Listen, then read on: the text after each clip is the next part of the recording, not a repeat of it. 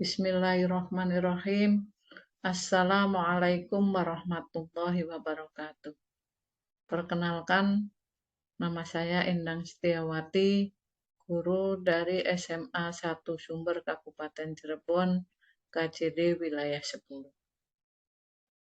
Pada pertemuan kali ini, saya akan menjelaskan materi tentang radiasi gelombang elektromagnet.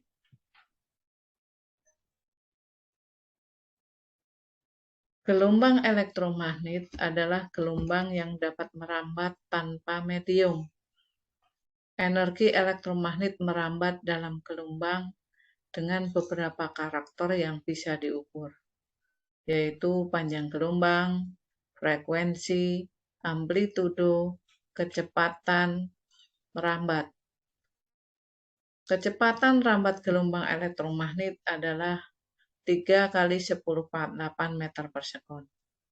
Semakin besar frekuensi, maka semakin kecil panjang gelombang elektromagnet.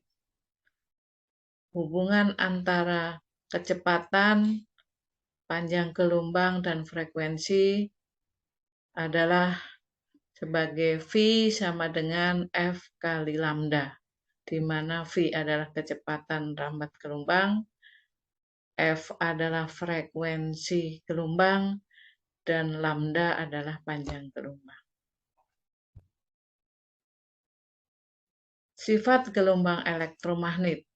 Yang pertama, perubahan medan listrik dan medan magnet terjadi secara bersamaan. 2. Arah medan listrik dan medan magnet saling tegak lurus dan keduanya tegak lurus terhadap arah rambat gelombang. 3. Gelombang elektromagnet merupakan gelombang transversal.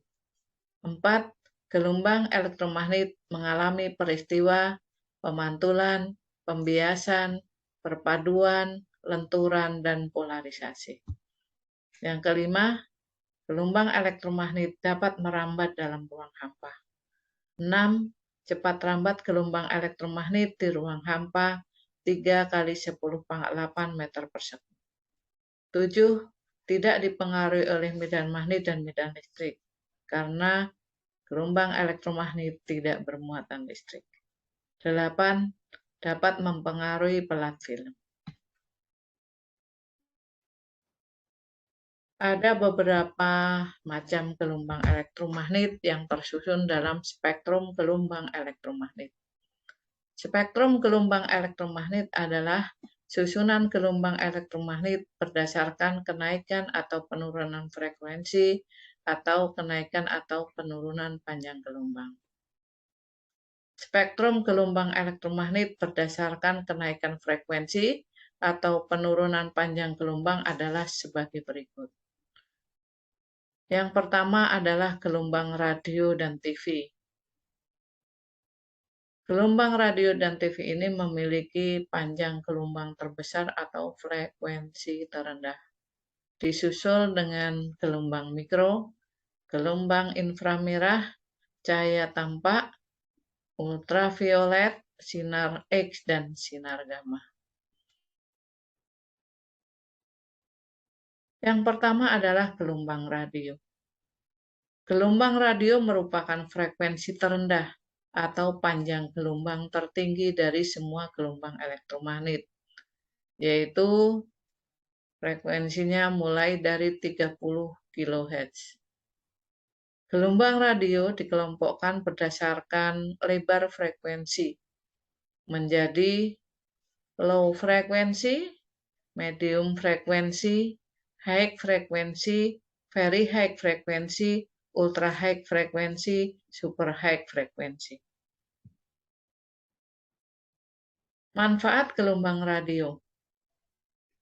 Gelombang radio dapat dimanfaatkan sebagai radiofon. Radiofon adalah telepon yang tidak menggunakan kabel. Manfaat berikutnya adalah sebagai telepon genggam, yang saat ini sangat dimanfaatkan oleh hampir semua orang. Menggunakan gelombang radio pada frekuensi ultra tinggi untuk telepon genggam itu menggunakan gelombang radio pada frekuensi ultra tinggi. Pesawat radio dan pesawat TV. Radio ada dua cara membawa gelombang bunyi, yaitu AM dan FM. AM adalah amplitudo modulasi dan FM adalah frekuensi modulasi. Gelombang radio yang dipakai pesawat TV termasuk gelombang dengan frekuensi ultra high frekuensi atau UHF. Yang kedua adalah gelombang mikro. Gelombang mikro memiliki frekuensi 10⁻⁹ sampai 10⁻10 Hz. Manfaat gelombang mikro yang pertama sebagai microwave oven. Fungsi dari microwave oven adalah untuk memasak dengan memanfaatkan efek pemanasan pada benda yang dikenai radiasi. Manfaat berikutnya adalah radar. Radar itu singkat dari Radio Detection and Tracking.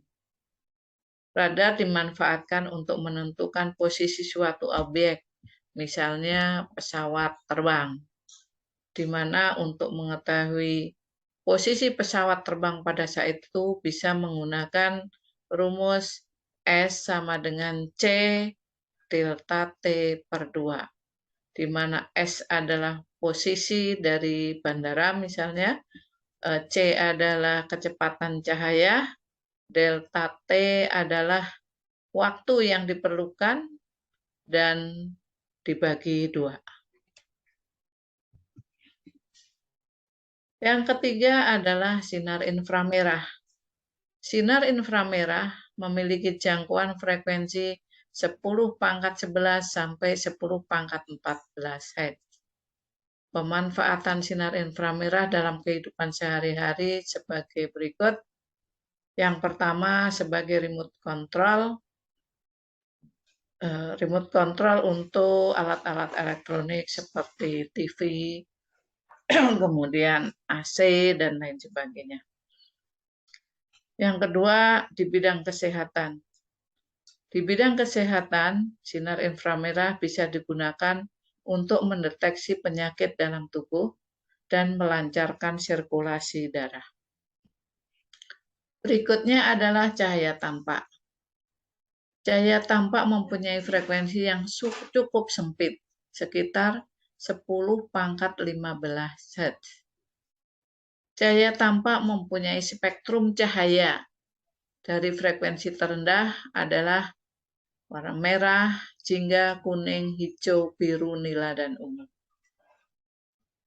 Manfaat cahaya dalam kehidupan sehari-hari adalah untuk melihat sebagai baterai fotovoltaik dan laser. Berikutnya adalah sinar ultraviolet atau biasa dikenal dengan UV. Sinar UV mempunyai frekuensi 10⁻15 sampai 10⁻16. Manfaat sinar UV yang pertama meningkatkan produksi vitamin D pada tubuh. Yang kedua meningkatkan sistem kekebalan tubuh. Yang ketiga mengobati penyakit kulit. Yang keempat mengurangi resiko kanker. Yang kelima mencegah depresi. Yang berikutnya merusak mata atau bisa juga merusak warna rambut.